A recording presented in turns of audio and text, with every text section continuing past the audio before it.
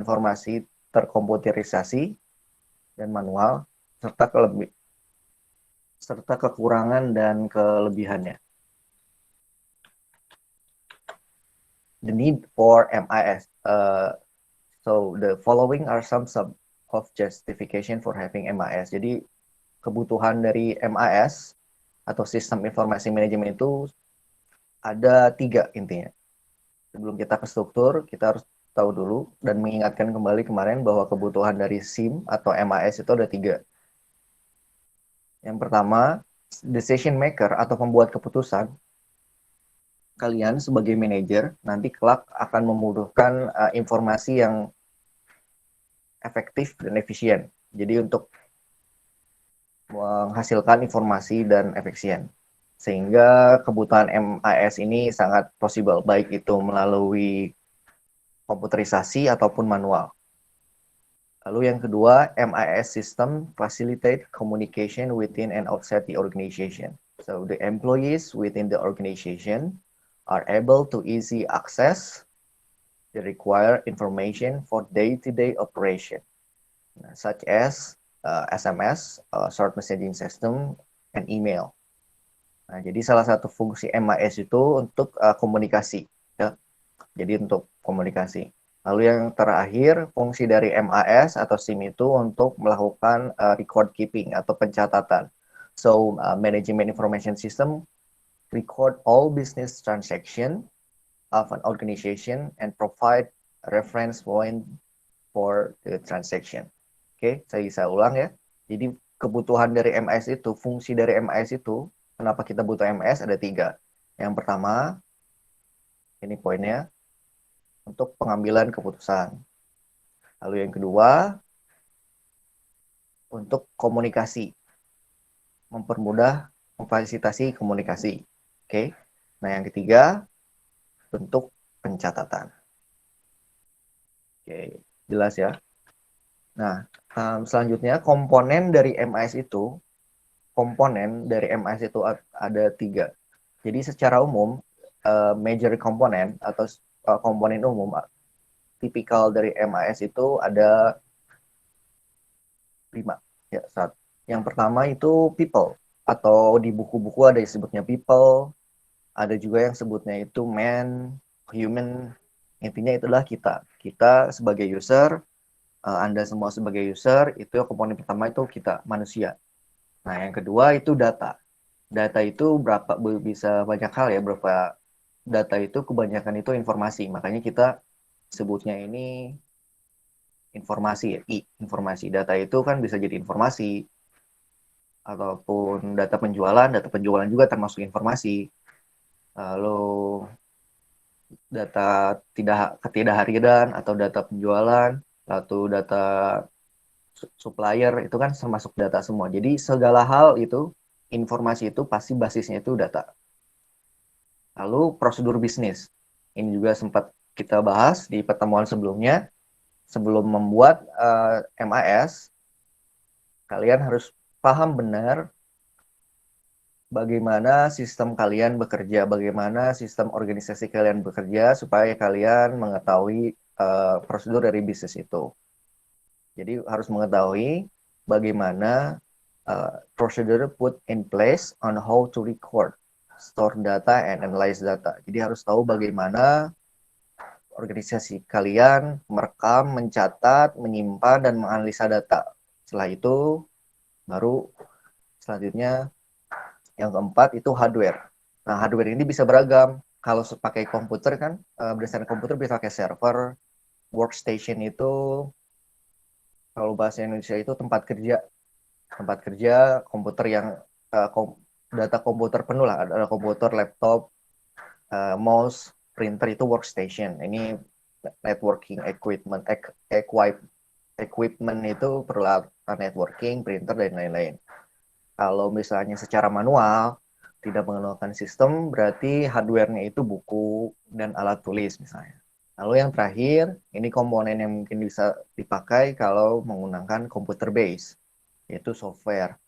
So, software ini digunakan untuk menghandle data, karena kita menggunakan komputer. Jadi secara umum, komponen dari MIS itu ada 4 ya. Ini 4. Ini kalau menggunakan manual. Kalau pakai komputer berarti ada 5. Oke. Nah, dari komponen itu kita dapat mengetahui dari komponen yang tadi saya jelaskan. Nah, selanjutnya itu bagaimana sih apa sih tipe-tipe dari informasi sistem, manajemen informasi sistem. Nah, yang kita bahas kan di sini ya, manajemen information system. Lalu secara umum sih ada 3. Yang pertama TPS atau Transaction Processing System. What is TPS? TPS is the type of information system used to record day-to-day transaction of a business, for example, a transaction processing system in a point of sales ataupun transaksi kalian sehari-hari, misalnya kirim SMS juga termasuk TPS. Jadi yang transaksinya cepat per hari. Nah, TPS ini, transaction per system ini, biasa dipakai paling basic di bawah di operational. Oke, itu istilahnya TPS, Transaction Processing System. Jadi di sini disebutnya TPS secara umum, karena transaksinya terus-menerus dan cepat gitu. Nah, sementara dari yang kedua itu Management Information System. Management Information System is abbreviated as MIS, atau di Indonesia itu SIM ya, System Information Management, are used to guide tactic manager to make semi-structured decision. Poinnya decision. Jadi output from the transaction processing system is used as input to the MIS. Nah, yang ketiga itu adalah DSS atau Decision Support System. So decision support system are used by top managers to make semi-structured decision. So the output from the manager from the MIS is used as input to decision support system or DSS. Jadi secara umum gambarnya seperti ini. Nah, ini TPS ada di sini, MIS yang kita pelajari ada di sini. Nah, DSS itu ada di sini. Ini kan balik lagi ya, kalau misal TPS itu sistemnya kayak email itu kan salah satu bagian dari sistem ya, sistem komunikasi. SMS, lalu point of sale kalau kalian belanja di misalnya beli apa ya, kopi apa ya, janji jiwa atau kopi apa ya, masih jadi promosi. Misalnya kopi apalah, ataupun ke Alfamart, nah itu kan ada istilahnya point of sale, jadi titik penjualan. Nah, itu bebas terlepas dari MAS yang kalian buat. Mungkin bagian dari subsistem yang nanti di sini ya, subsistem. Tapi itu penjualan pasti punya sistem sendiri. Seperti itu. Oke. Sampai sini ada pertanyaan, silakan. Atau sudah cukup jelas? Intan, ada pertanyaan?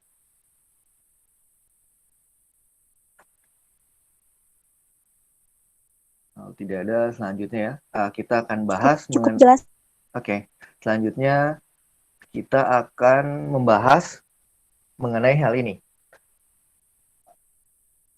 Oke, manual information system versus computerized information system. Jadi sistem informasi manual dengan sistem informasi terkomputerisasi.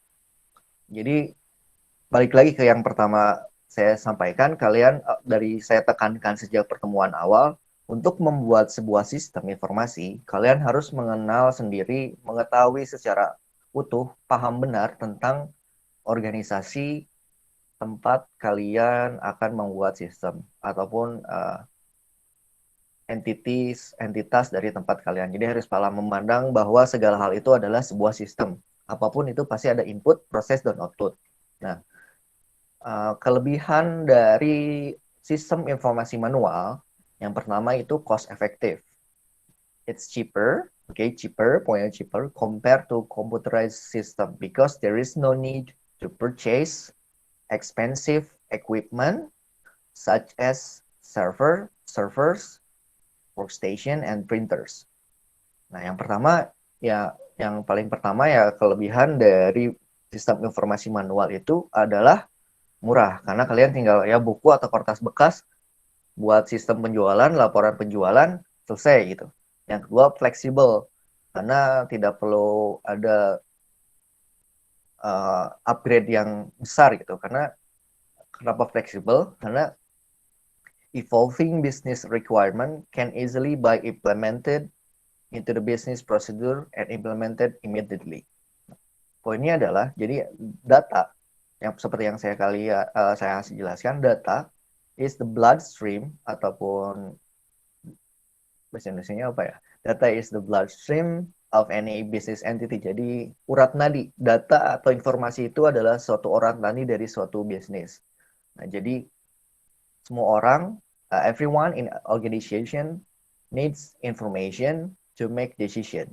Okay, and an information system is organized way recording data, retrieving retrieving data information. Oke, seperti yang saya tekankan pertama, informasi itu data. Jadi semua perusahaan pasti butuh data. Proses dari sistem itu adalah input, proses, output. Tapi intinya dari semua itu adalah merekam, menyimpan, dan mengambil kembali data tersebut atau informasi tersebut. Oke, nah ini saya juga sudah gambarkan proses singkat secara umum bagaimana sistem bekerja secara manual. Jadi tadi poin pertama yang dibutuhkan itu adalah people, kita, orang, lalu melakukan prosedur bisnis.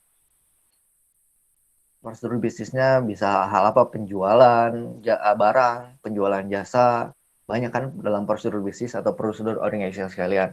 Setelah ada aktivitas, akhirnya kita record secara manual, ditulis ataupun dalam suatu Microsoft Office itu termasuk manual ya, karena tidak ada hal yang terintegrasi dalam hal ini komputer ya. Jadi kalau mau nulis baik itu dalam nulis kertas ataupun di Word aja atau di Excel aja, karena tidak terintegrasi itu masih disebut manual. Jadi pertama people melakukan prosedur bisnis, pasti ya habis itu ada data penjualan atau data stok barang ataupun data customer, pasti ada. Kalian pun di organisasi mahasiswa pasti misalnya setelah kalian beraktivitas pasti ada laporan pertanggungjawaban atau apa, itu kan data. Bisa kita buat data, tulis data. Nah, kalau manual data itu kita simpan dalam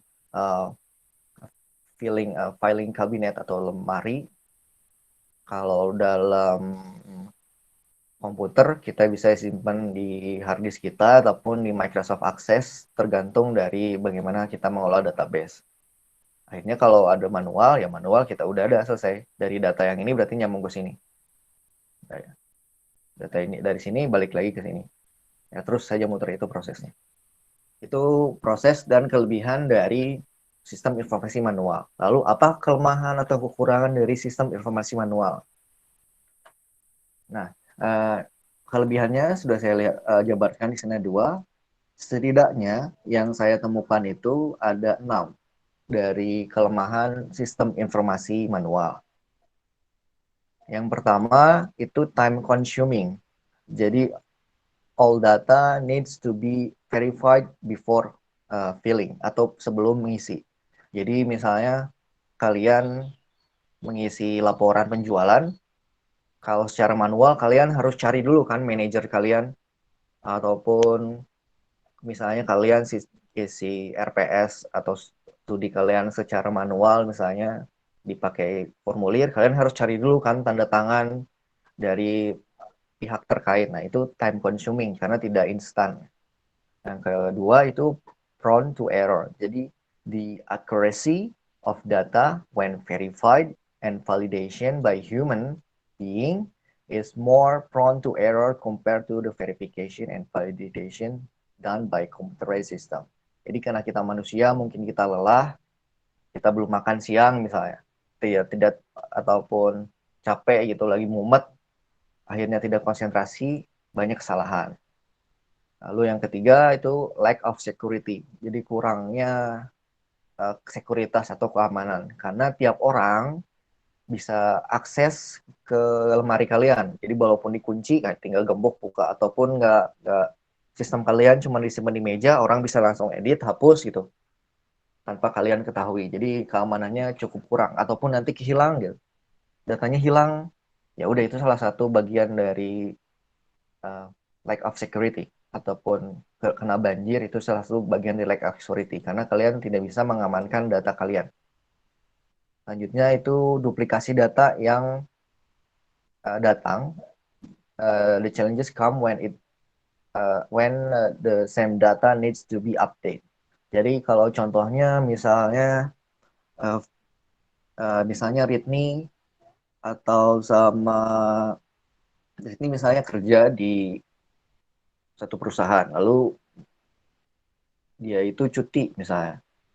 Setelah cuti, lalu digantiin dulu sama Arin sementara untuk seminggu. Nah, berarti kan Arin kan masih baru di departemen sesub misalnya. Nah, jadi dia belum sempat tahu di mana Ritney menyimpan data-datanya. Akhirnya dia karena ada data baru yang masuk, akhirnya dia simpan data penjualan atau data pun apa itu tersebut, simpan, akhirnya ada duplikasi data karena Ritney misalnya simpan di lemari A, lemari yang atas misalnya. Lemari atas, sementara Ritney nyimpannya di lemari yang bagian bawah. Itu ada duplikasi data. Sementara ketika nanti pas Ritney masuk, wah datanya kemana sih? Jadi dia buat ulang, akhirnya terjadi duplikasi data. Nah itu juga berhubungan dengan poin selanjutnya, yaitu data yang tidak konsisten. Jadi bisa saja ketika kita error, capek, lalu ada digantikan oleh orang, karena duplikasi data yang tadi terjadi, jadi sangat umum gitu. Jadi ketika dengan sistem manual, datanya ada dua, mana yang benar, kalian harus melakukan pengecekan kembali. Akhirnya menjadi time consuming. Nah, selanjutnya yang terakhir itu, yang saya sadari itu, kadang dengan manual itu lack of backups. So, if the file get lost or mishandled, the chance of recovering data are almost zero. Jadi kalau hilang kertasnya, kebanjiran, ijazah kalian hilang, nggak kalian copy gitu, nggak kalian scan atau apa, nggak lupa, ya udah hilang. Gitu. Selanjutnya apa sih kalau itu yang manual? Lalu apa sih kelebihannya dari sistem informasi memakai komputer? Nah, yang pertama kelebihannya itu cepat. So fast data, fast data processing and information retrieval. Jadi datanya cepat dan bisa diedit dengan cepat karena kalian bisa menggunakan komputer dengan basis data yang banyak, data-data yang sebelumnya. Lalu yang kedua, maaf.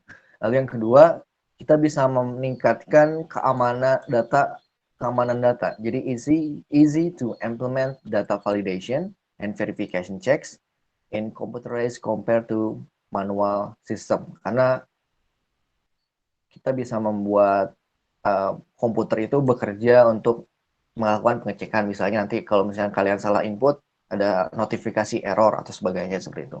Lalu yang kedua, improve security atau keamanannya itu lebih terjamin karena kalian bisa, saya sampaikan, bisa mencapai menggunakan hak akses. Jadi kalau pakai lemari, orang siapapun bisa masuk, walaupun digembok ya bisa masuk kan ke ruangan tersebut. Sementara kalau misalnya menggunakan komputer, kalian bisa mengatur authentication atau hak akses, lalu menggunakan biometrik ataupun akses kontrol karena akun tersebut tidak bisa masuk. Lalu mengurangi dari duplikasi data. Jadi data itu akan terupdate dalam satu departemen secara otomatis. Jadi nggak ada tuh copy-copy lewat flash disk misalnya, ataupun copy-copy menggunakan berkas-berkas yang terlalu banyak. Selanjutnya itu backup system yang lebih baik dibandingkan dengan manual. Karena dengan teknologi modern zaman ini, melakukan backup di cloud system itu akan lebih mudah dibandingkan dengan yang sekarang. Jadi di cloud system itu cloud computing Cloud system itu istilahnya kalau kalian yang sering kalian gunakan itu Google Drive atau OneDrive atau Dropbox. Nah, itu kan kalian simpan di dalam komputer kalian. Lalu misalnya mati listrik atau internetnya mati. Nah, kalian buka handphone kalian, edit, nah yang di cloud itu nanti akan terupdate sesuai dengan yang updatean terbaru, baik yang itu di laptop ataupun di handphone kalian. Itu contohnya. Yang terakhir itu adalah easy to access information. Most of business executive need to travel, okay, and still be able to make decision based on the information. Jadi nggak usah perlu cari-cari gitu, karena mereka based on computer, mereka tinggal buka laptop atau buka handphone, karena the web and the mobile technologies make access data for anywhere possible. Itu kelebihannya. Jadi kelihatannya sih, wah Pak, kayaknya mendingan emang harus bikin terkomputerisasi. Tapi secara hal apapun ada plus minusnya kan. Nah, sementara yang sistem terkomputerisasi itu ada juga kelemahannya. Yang pertama, mahal. Jadi kebalikan dari yang manual. Karena it's expensive to set up and configure system. Jadi selain mahal juga sulit untuk orang yang baru atau newbie suka susah gitu untuk mengetahui. Jadi the organization has to buy hardware and the requirement software to run information system. Jadi harus beli software, beli hardware untuk membuat sistem informasi berbasis komputer. Kalau yang belum ada dananya, berarti ya saya belum ada dana, ya terpaksa harus pakai manual dengan plus minus yang tadi saya jelaskan. Yang kedua, kita kalau menggunakan MIS akan heavy reliance on technology. So if something happens to the hardware or software that make it stop functioning, then the information cannot be accessed until the required hardware or software has been replaced. Adalah ini. Yang pertama, jadi manajemen information system atau MIS atau SIM adalah collection of people, procedure, data, and information technologies that aids manager to make informed decision. Jadi poinnya adalah yang kata kuncinya adalah MAS atau SIM itu adalah collecting of people, kumpulan dari orang yang melakukan prosedur, ini data dan informasi teknologi yang akan digunakan manajer untuk melakukan keputusan gitu. Jadi ini saya bikin kalimat sendiri dari pengertian sistem informasi dan manajemen. Jadi kalau kalian nanti ada textbook, ini salah satu cara dari saya. Kalau biasanya kalian harus ngambil kata kunci sendiri. Jadi kalau kata kunci dari SIM itu apa sih pengertian SIM? Ya udah, ada orang-orang, collection of people, ada orang, ada prosedur dan data. Data itu apa? Ya informasi, seperti yang saya katakan itu. Lalu kesimpulan kedua, computerized information system are more efficient. Menurut saya ya, ataupun kalian ada yang tidak setuju silahkan disampaikan. Tapi menurut saya sistem informasi terkomputerisasi itu lebih efisien dibandingkan dengan manual information system. Tapi manual information system are cheaper, lebih murah to compare computerized information system. Jadi kalau kalian startup atau baru berjualan, misalnya kalian mau buka warung gitu, warung biasa baru dana awal, ya udah pakai manual aja. Karena kebutuhan datanya juga masih kecil ataupun belum ada. Tapi kan sebagai pengusaha atau sebagai manajer, kalian kan punya visi organisasi atau visi usaha kalian. Yang mana nanti setelah manualnya selesai, ada dana atau segala macam, kalian bisa scale up atau naik ke computerized system. Jadi balik lagi, kalian yang poin yang paling sebenarnya buat sistem ya kalian harus tahu dulu, nggak semua itu harus pakai komputer kok. Warung kelontong doang atau abang-abang jualan cilok bala-bala batagor ya ngapain terkomputerisasi, orang salesnya juga secara manual bisa, tidak usah membebani gitu. Kalaupun datanya sudah banyak, sudah manual agak susah, banyak ada prone of errors, terus organisasinya besar, korporat besar, ya pasti harus pakai computerized karena terlalu banyak data, informasi, dan orang yang terlibat, oke? Data, informasi, orang terlibat. Balik lagi ke ini, yang saya poin di data, informasi, orang terlibat. Yang perlu dipertimbangkan ya tinggal ini aja. Nah, selanjutnya TPS atau Transaction Processing System are by operational staff to record day-to-day business transaction and they are used to make structured decision. Ini TPS itu bagian operasional paling dasar. Jadi data yang kalian dapatkan itu dapat dari bagian TPS ya. Bagian sales, dari bagian terbawah gitu. Mungkin kalian waktu awal-awal bakal misalnya waktu lulus selesai pasti kalian bakal pakai TPS banyak, SMS ataupun data melakukan penjualan, nanti kalian lapor ke atasan kalian, supervisor. Nah, akhirnya supervisor menggunakan management information system are used by middle management manager to make semi-structured decision. Nah, yang terakhir di SS, decision support system are used by top managerial and they help top manager to make unstructured decision. Secara umum sih, tadi kan saya bilang kalau menurut saya ya, pengalaman saya juga, memang secara logika kita emang paling enak sih menggunakan sistem informasi terkomputerisasi. Tapi seperti yang saya jelaskan, salah satu kelemahannya itu ini ekspensif, mahal ya. Kalau dananya silahkan, risk of fraud ya silahkan. Tapi untuk meminimalisir kelemahan dari MIS ini, ada baiknya seperti yang tadi dijelaskan sama salah satu rekan kalian, kita juga harus lebih baik berjalan beriringan gitu. Jadi baik itu ada yang manual ataupun yang ada MIS, itu bisa saling jalan beriringan. Karena kalau kalian sadari dari yang tadi saya jelaskan, ini kekurangan dari MIS itu merupakan kebalikan dari kelebihan manual. Jadi kalau nanti kalian mau mengembangkan seperti yang tadi saya cari contohnya buka warung ataupun tadi surat menyurat masih manual, ya nggak apa-apa, nanti tinggal backup ke MIS. Nanti suatu saat data atau informasi lebih banyak, atau sudah ada tiap-tiap dari departemen atau tiap-tiap dari divisi udah punya subsistem masing-masing, akhirnya digabung, organisasi kalian bisa lebih optimal, bisa lebih cepat dalam mengambil keputusan, dan bisa lebih efisien dalam bekerja. Oke, seperti itu. Nah, selanjutnya, salah satu cara yang tadi saya sebutkan untuk meminimalisir kekurangan dari komputerisasi, lalu meminimalisir kekurangan dari manual adalah berjalan bersama. Kalau istilah kerennya jogres lah.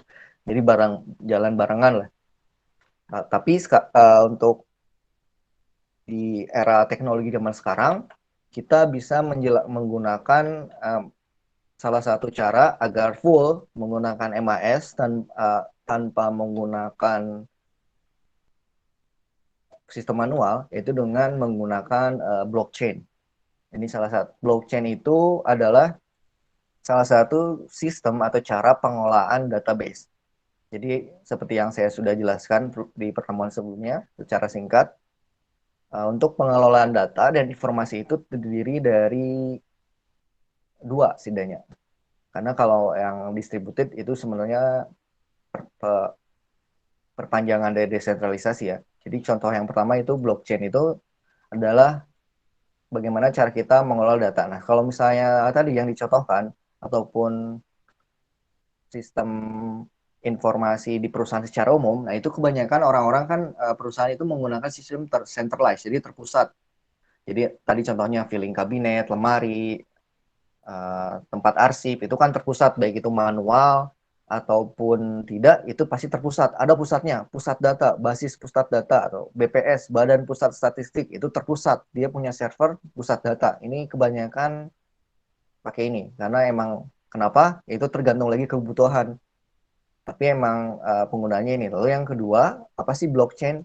Nah, blockchain itu menggunakan sistem desentralisasi seperti yang sudah saya sebutkan. Jadi, database-nya itu tersebar ke masing-masing pengguna. Kalau saya contohkan tadi, misalnya ada arisan lah yang paling gampang lah.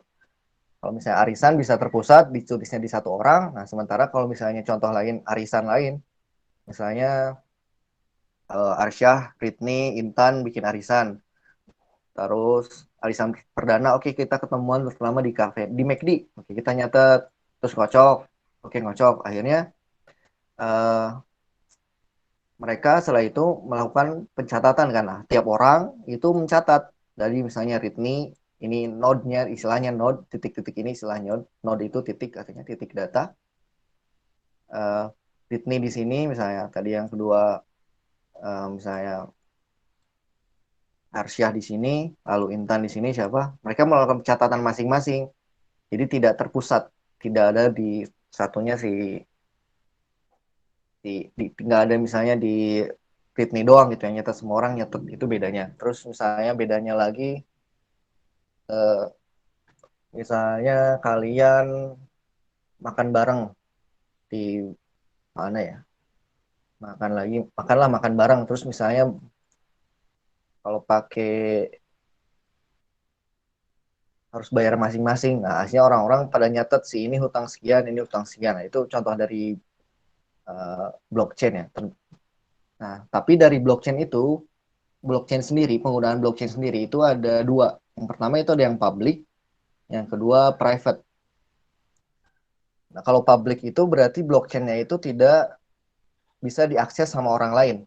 Oke, jadi tidak bisa diakses sama pihak lain.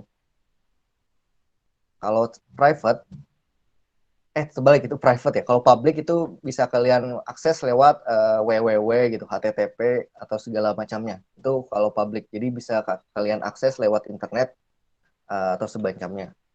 Nah, uh, blockchain itu komponennya itu setidaknya ada 6.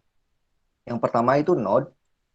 Node itu seperti yang saya contohkan ini ada titik-titik ini artinya node. Node. Titik itu titik basis data itu node. Node untuk peer-to-peer network. Jadi jaringan dari the blockchain itu langsung tidak melalui server peer-to-peer orang ke orang. Jadi nggak kalau kita butuh data dari blockchain nggak perlu ke server dulu, langsung ke sini. Oke, jadi kalau blockchain itu saya contoh lagi misalnya sistem yang tadi TPS, SMS. Nah, kalau kalian kirim SMS atau WhatsApp misalnya, saya ngirim WhatsApp, uh, KM ngirim WhatsApp ke saya, berarti itu ke server WhatsApp dulu ya, dari server WhatsApp baru ke saya. Contohnya, terus kayak tadi saya mau bayar arisan nih, bayar arisan berarti saya kasih tahu ke yang penyelenggara arisan misalnya, lalu kasih baru kabarin ke orang-orang. Jadi orang-orang udah ada yang bayar belum? Ada arisan jali kapan? Itu salah satu contohnya. Nah, salah satu contoh dari nyata gitu kalau gampang analogi sederhana itu ini istilahnya ini channel WhatsApp lah gitu. Kalau sebagai ini kalau nggak grup WhatsApp contohnya. Ini grup WhatsApp contohnya. Nah, kayak tadi saya bayar arisan, saya bilang ke adminnya, admin udah cuma yang tahu cuma admin aja yang udah bayar atau enggak. Kalian kalau mau tanya kapan arisan segala macam, tinggal tanya ke admin. Nah, kalau desentralisasi, contoh nyatanya itu kayak tadi di grup, misalnya um, tadi di grup arisan tadi, contoh gampangnya.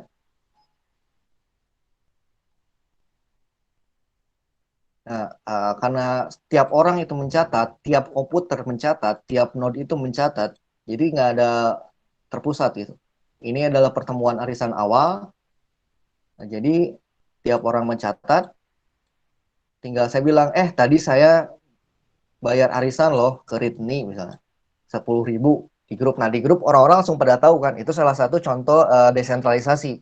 Orang pada nyatet, oh ya udah ada gitu. Mereka pada nyatet masing-masing. Nah itu maksudnya dari nodes di peer-to-peer network dalam blockchain. Lalu istilahnya lainnya adalah properties of block and genesis. Nah genesis block itu apa? Ini istilahnya blok pertama. Kenapa sih blok? Pak, kenapa blok? Blok, blok, batu, blok, batu. Jadi gini, kenapa istilahnya dalam informasi itu blok? informasi itu terdiri dari data ya, data-data. Nah, dalam informasi yang kalian kasih ke orang, misalnya kayak chat, kalian ngasih informasi ke saya, itu kan bisa berupa langsung ada gambarnya, ada videonya, atau segala macam. Nah, satu blok itu, ini saya gambar. Nah, satu blok ini, blok data, basis data itu, misalnya blok. Jadi satu full informasi itu disebutnya blok. Blok. Oke. Nah, kenapa disebut blockchain? Nah, karena dari satu blok ini mereka beriringan. Nanti kita bahas lebih jelasnya. Itu blok. Jadi blok itu basis data ya. Datanya bisa berupa gambar dalam satu blok gambar, chart, report apa gitu. Kalau kalian misalnya kalau secara manual itu map. Jadi map itu kan bisa isinya suratnya informasinya berupa apa ya. Nah, satu map itu dalam istilah ilmu uh, informasi namanya blok data. Nah, ini selanjutnya transaction within ledger. Ledger itu kalau di istilah kalian tahu akuntansi itu buku besar. Kenapa di istilah dalam blockchain itu buku besar? Karena blockchain itu adalah open ledger atau buku terbuka kayak tadi. Saya contohan di grup WhatsApp, semua orang tahu. Ya, transaksinya itu apa? Saya memberikan informasi. Nah, selanjutnya itu the validation process yang namanya istilahnya mining. Kalau kalian tahu yang Bitcoin itu ada Bitcoin mining, orang pada pakai mining GPU. Nah, itu tuh uh, memvalidasi transaksi. Kenapa butuh validasi transaksi? Karena kita sistemnya itu kalau pakai blockchain, nah ini kalau pakai terpusat kan, sentral itu si server yang verifikasi, otoritas misalnya pihak WhatsApp kalau tadi atau enggak pihak bank yang melakukan verifikasi transaksi. Nah, sementara kalau di dalam blockchain itu istilahnya mining. Mining itu istilahnya salah satu komputer. Jadi komputer ini nih, komputer di sini mereka paling saling verifikasi gitu. Orang-orang di sini bisa nol, bisa komputer dalam sistem blockchain itu verifikasi kayak tadi. Woi, saya kirim uang ke Arsyah di grup. Semua orang langsung pada tahu, oh iya benar si Bapak kirim uang ke Arsyah. Oke, udah pada tahu. Nah, itu namanya proses mining. Kalau secara gampangnya itu proses verifikasi transaksi. Tapi kenapa kok Pak istilahnya mining? Mining kan menambang. Iya, karena untuk butuh untuk data tersebut yang tercantum dalam konsensus istilahnya atau aturan awal orang waktu bikin program itu, kenapa harus kamu ngapain susah-susah nyalain komputer gitu? Buat apa? Nggak dapat apa-apa gitu. Nah, itu ada prosesnya namanya mining. Jadi ketika komputer-komputer tersebut dalam hal ini misalnya contohnya Bitcoin yang paling kalian tahu Bitcoin. Nah, komputer itu nyala ketika mereka selesai verifikasi nih. Oke, verifikasi udah ya saya percaya udah saya benar. Nah, itu tuh mereka nanti bakal dapat reward. Makanya disebutnya mining, reward coin. Itu salah satu contohnya ya. Jadi nanti ketika nanti ada basis data udah diverifikasi, mining sama node-node ini mereka dapat uh, uang gitu, dapat hadiah gitu kayak misalnya persenan biaya admin lah gitu. Nah, biaya adminnya dibagi rata, misalnya biaya admin per transfer misalnya ke sini 100 dibagi rata. Itu salah satu contoh konsensus. Jadi aturan dalam blockchain itu macam-macam. Nah, yang tadi proof of work itu ya itu uh, ada pekerjaan memverifikasi. Jadi basis komponen dari blockchain itu segini. Ini ada 6 setidaknya. Nah, uh, ini ada contoh grafik gambar sederhana dari perbedaan database biasa yang bisa kalian menggunakan Microsoft Access ataupun cloud computing, misalnya kalian menyewa hosting atau server, misalnya ataupun contohnya di Unibi, misalnya di Unibi ada server, pasti adalah server di kampus, ruang server. Nah, ini contohnya gini. Jadi dari PC diolah sama server, balik lagi smartphone diolah, balik lagi komputer juga sama. Jadi semuanya sentral, terpusat. Nah, sementara blockchain yang tadi saya contoh itu peer to peer, langsung orang ke orang. Oke, jadi kayak tadi saya kasih contohnya transaksi uang langsung, nggak ada melalui server. Tapi untuk terbuka, ya ada konsensus dan ada aturannya untuk validasi transaksi. Jadi ini langsung ke orang. Bedanya kalau blockchain itu nggak ada middleman. Nah, secara singkat kalian bisa baca di sini. So the traditional architecture of World Wide Web use client server network. Ini server network. Okay. World Wide itu www. Okay. www itu kalau kalian suka lihat www.google, www.unibi, www. apa gitu, itu singkatannya dari World Wide Web. Jadi in this case, World Wide Web atau internet use client as server, and the server keeps all the required information in one place. So it's easy to update. Due to server being centralized, database is controlled by a number of administration with permission. Jadi kelebihannya itu dengan sentralis, terpusat, datanya itu gampang diupdate karena kalian yang kontrol. Ya, tapi kekurangannya ya ada juga, karena hanya beberapa orang yang bisa akses data tersebut. Tapi ya jadi terkontrol, itu kelebihannya. Sementara kalau menggunakan database atau pengelolaan blockchain yang desentralisasi, networknya terdiri dari berbagai komputer. So the network consists of many computers, but in a way the data cannot be altered without consensus of the whole network. Jadi kalau kelebihannya tadi, datanya gampang dirubah tergantung organisasi kalian. Jadi kalau misalnya ini datanya bisa diatur, tapi kekurangannya itu bisa dimanipulasi dengan mudah. Tapi kalau pakai blockchain, datanya itu bisa lebih aman karena harus disetujui oleh banyak pihak. Jadi semua orang bisa aja nggak setuju kalau transaksi itu nggak ada gitu. Oke. Nah, di sini saya akan menjelaskan gimana sih, kenapa sih yang tadi saya sebutin, kenapa sih disebutnya blockchain. Nah, pointer pointer atau pointer adalah a variable that keep information about the location of another variable. Specifically, this is pointing to the position of another variable.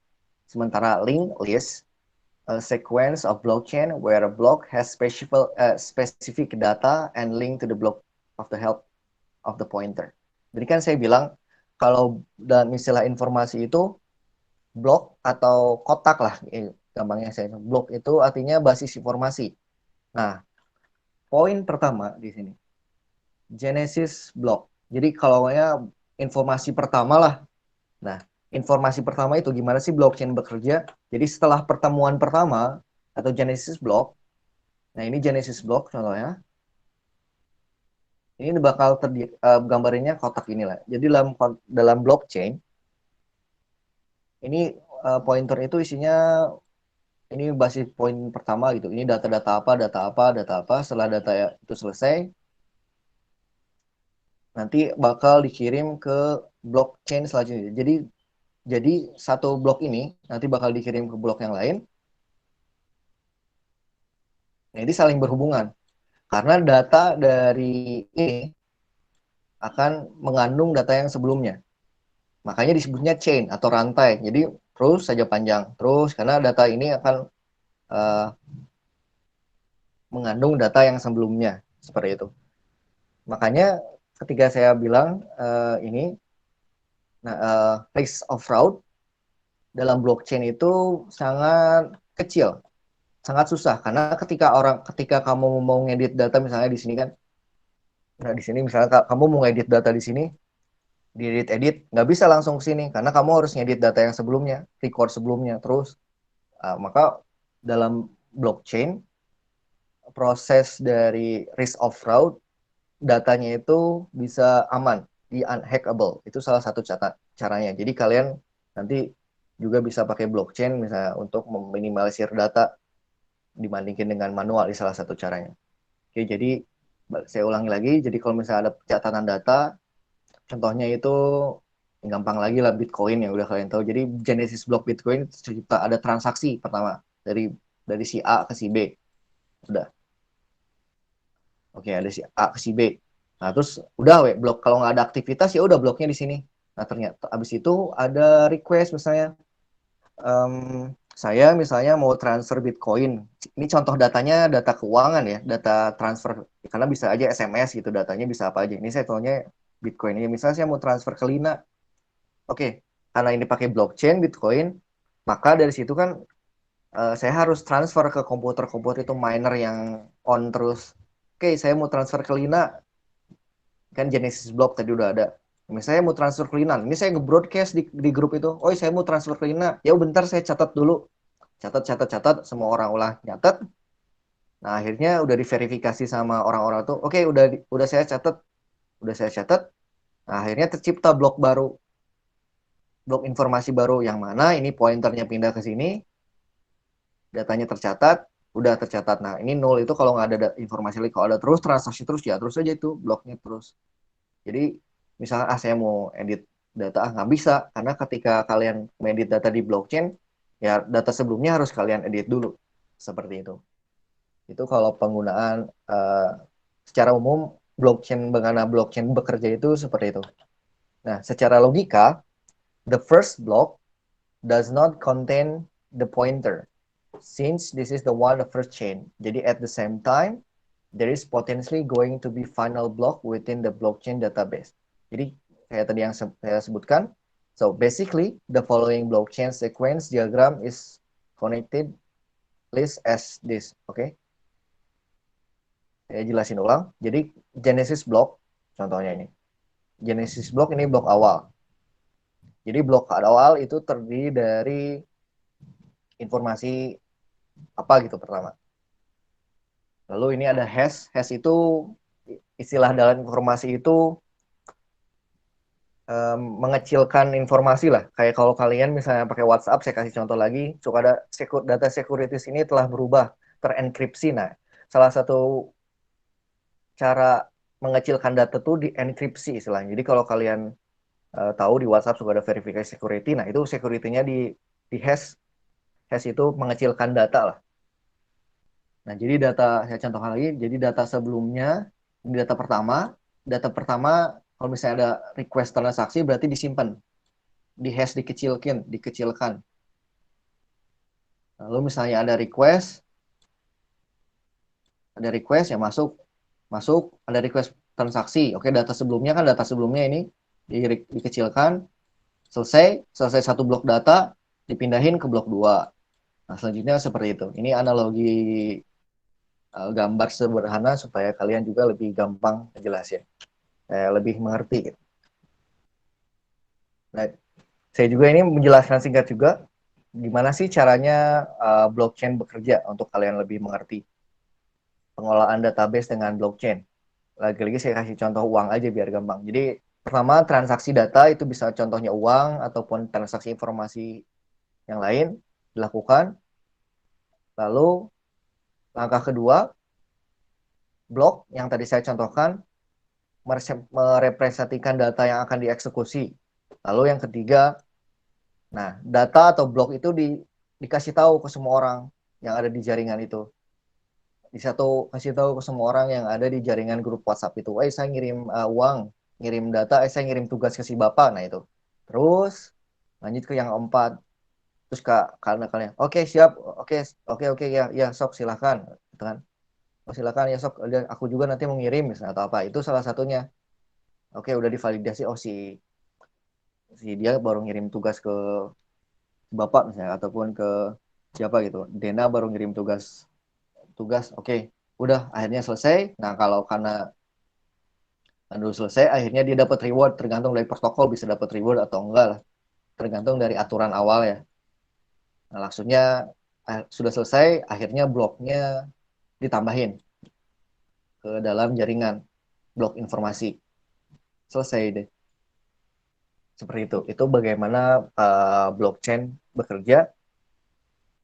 Nah, secara umum ini adalah kesimpulan yang bisa kita dapat dari penjelasan mengenai blockchain. Jadi blockchain itu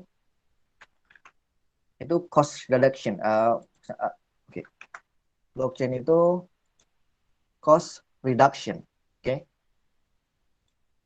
Jadi lots of money is spent on sustainable central health database. Jadi kayak misalnya bank, government institution, by keeping data current secure from cyber crimes and other corrupt intention. Nah, jadi kalau tadi kelebihannya dari centralized, terpusat, itu database-nya itu mahal. Udah dia bilang ya, mahal. Tapi dengan adanya blockchain bisa murah. Karena semua orang bisa nyalain komputer, ya komputer biasa, komputer bekas, ataupun apa gitu. Contohnya, untuk verifikasi transaksi. Terus kalian bingung, komputernya nyalanya gimana? Ya pakai software. Ada orang yang bikin software untuk verifikasinya lah. Kita mungkin belum sampai ke sana, ataupun kalian bukan nggak tahu, tapi ya komputer-komputer tersebut sama, jalanin software. Dengan, kalau kalian tahu Raspberry Pi, komputer yang kecil, namanya Raspberry, ya buah Raspberry, itu salah satu komputer terkecil di dunia, bentuknya kayak power bank kalian, itu kecil jadi cost-nya itu kecil. Lalu history of data within the blockchain structure is possible to check the history of any transaction at any moment.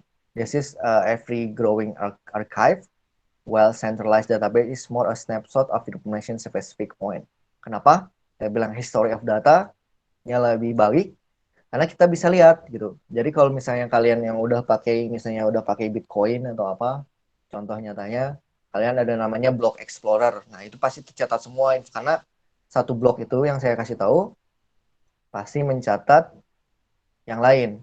Nah, sementara kalau centralized itu nggak mungkin di store semua data kalian. Kenapa? Mahal. Kan nyewa hard disk juga mahal ya. Datanya terus bertumbuh kayak kalian di YouTube. YouTube kan ada fitur archive. YouTube harus berapa ribu terabyte itu mereka nyimpen video-video mereka dalam server mereka ya. Makanya kemarin sempat beberapa kali kalau kalian ingat YouTube down ataupun Google down karena ya udah servernya error. Untuk itu makanya ada fitur archive kadang di email atau di untuk video-video lama di take down atau diturunin supaya bandwidth mereka ataupun server mereka bisa lebih murah untuk penyediaan hardware-nya ataupun hard disk-nya. Sementara kalau blockchain itu besar terus, blockchain itu gede. Jadi kalau dalam blockchain, kalian bisa download download bagian dari data kalian lah kalau misalnya pakai blockchain. Ya ini jelas ya. Jadi apa itu snapshot itu ya tadi bagian dari informasi. Jadi sedikit lah report archive-nya, resume dari history selama beberapa bulan ya. Lalu yang terakhir, kalau kalian menggunakan blockchain untuk men-tackle masalah-masalah dari penggunaan MAS, yang terakhir itu validitas data dan keamanannya. Jelas yang tadi saya bilang, nggak bisa dihack, nggak bisa diapa-apain. Jadi data itu bisa hard to tamper. Jadi susah untuk diedit, hard to tamper karena due to blockchain nature. Jadi berdasarkan yang tadi saya jelasin, aktivitas bagaimana blockchain bekerja itu seperti itu. Karena it takes time to proceed with record validation since the process occur in each independent network rather than via compound processing power. So this means that the system sacrifice performance speed but instead guaranteed higher security fidelity. Nah, salah satu kekurangan blockchain yang sekarang kalian ketahui, ataupun kalian belum ketahui ya, itu adalah uh, transaksinya yang lambat. Misalnya nih, saya kasih contoh. Saya lupa berapa jumlahnya, tapi setahu saya, misalnya Mastercard gitu. Contohnya lagi, Mastercard itu dalam servernya itu dia bisa cepat melakukan proses perhitungan atau proses penjualan atau request dari ya transfer ataupun pembelian penjualan itu bisa cepat. Nah, WhatsApp contohnya, WhatsApp bisa cepat kirim ke kalian dalam sedetik. Itu karena mereka centralized, jadi tinggal ngegedein, verifikasi juga sendiri, itu centralized. Nah, sementara blockchain yang saya tadi contohin agak lama, karena prosesnya itu panjang. Harus verifikasi dulu, setelah networknya udah verifikasi, nah kayak ini contohnya nih, ini verifikasi, misalnya di konsensus minimal ada 50% yang setuju misalnya, ataupun udah verifikasi baru bisa selesai. Nah ini contohnya yang merah ini misalnya nggak verifikasi. Ini tergantung program di awal, bikin program di awal ya. Nah seperti itu. Jadi kesimpulannya, 3 metode ini bisa kalian gunakan bersama-sama ataupun tidak, ya baik lagi ke sistem yang akan kalian buat ataupun sebagai kalian nanti sebagai manajer atau sebagainya. Tapi salah satu langkah untuk disadvantages untuk mengelola kekurangan dari SIM adalah yang tadi bisa menggunakan blockchain ataupun nggak bisa ya pakai double aja pakai sistem ataupun mau full pakai komputer bisa pakai blockchain, tapi ya semuanya ada kekurangan dan kelebihannya.